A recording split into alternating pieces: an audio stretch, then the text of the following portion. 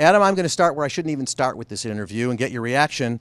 I loved Ring of Fire, so I want you to know that. Thank you very much. I did too. I had fun doing it. Well, I just on that. So why so much aggravation to you on Ring of Fire? I thought I can't stand country music. Sorry, but I thought what you did with that was absolutely great. Tell me a little bit about that process. It was Country Week, and I'm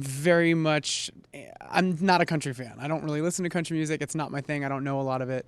I started thinking of songs. They wanted songs from the Grand Ole Opry, real classic country songs. And I remembered seeing the Johnny Cash movie, Walk the Line. And so I thought to myself, I want to do a Johnny Cash song because he was such a rebel, such a dark figure in the country world. I think that kind of suits me. And Ring of Fire was the first song that came to mind. The lyrics were dramatic. I remember I had the melody in my head. I knew that it would be something that people would recognize. And I started listening to versions of it on iTunes to get ideas. And I came across a woman named Delana from the show Rockstar Supernova. And she had a version that she had recorded with the sitars and the tabla and all that Eastern percussion and everything, and I kind of used that as the main template for our version. Thank you. Mad World. It's clearly becoming identified with. Sorry, it's becoming identified with you. The song "Mad World" is becoming identified with you. Did you plan on that? You sang it on Regis. It seems to be a song that you're going to get comfortable with, and you already are. Yeah, I didn't realize it was going to be as much of a success as it was. I love the song. I think it's beautiful. I thought at the time that I was taking a big risk because I didn't think it was as well known as some of the other music I had done on the show, and it, I guess, struck a nerve. It's a beautiful song, haunting melody. The lyrics are really interesting, a little bit darker, and I tried to stage it in such a manner that was a little bit different. The lighting designer on the show came up with some beautiful lighting, and it worked out really well, and it became kind of a signature. It became the best selling of all the songs that I did on iTunes, and so that's what I chose to sing for all the promo in New York, following on Regis and on other shows. It just became a signature, yeah. That's what got me to downloading. Right on. The night, a lot of people around the country were stunned that you didn't win, and floored by that. You said it was never about winning for you, so really?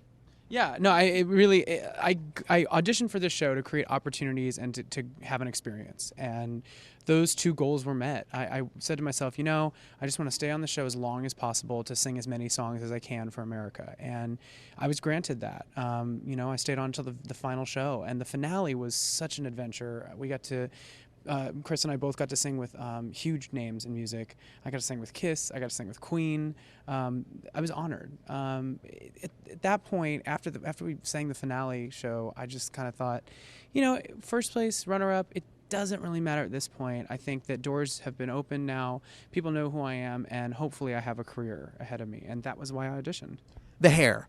And not this hair. This is the hair we know. It amazed me how you would come on, and depending on if it was like Sinatra night or whatever that thing was, we came on, we saw a very different Adam Lambert. So how long does it take you to do all of that? And talk to me about that transformation. Well, it's like you don't wear the same clothes every day. I like playing dress up. I like changing it up. I like kind of the element of surprise. And I thought, okay, we're doing Motown Week, and I usually have my more alternative look going on.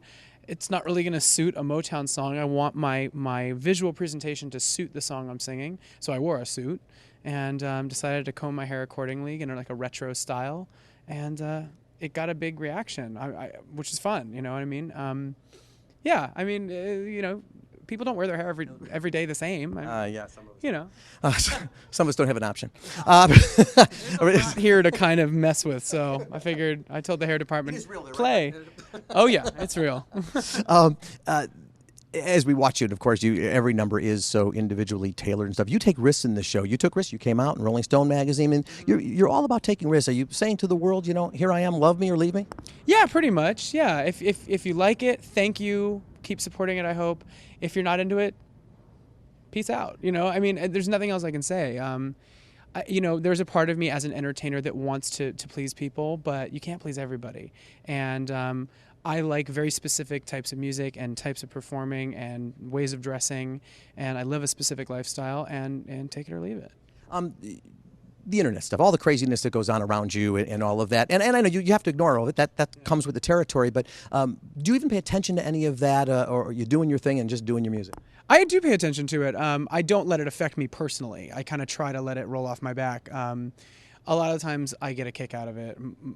Like most of the time, it ends up making me laugh. You know, especially when you have like the tabloids that are like a very reliable source says, you know, another lie. You know what I mean? So you know, it does come with the territory, and I wouldn't trade it.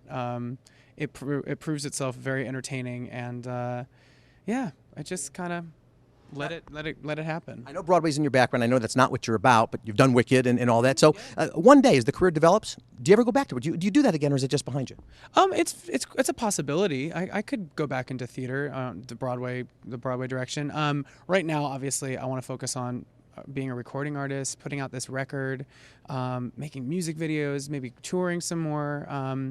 But yeah, I mean, theater taught me a lot. It's a great art form. And I'm not ruling it out at all. In fact, I spent 2 months here in Chicago doing Wicked a couple years back. So that is how I know this city. All right. Because this is Chicago, and we're going to wrap the show in a minute with you, but because this is Chicago, anything special you want to say to the Chicago audience, folks coming here to see you? I can't wait to go off tomorrow on my day off and get some good food, because y'all know how to cook.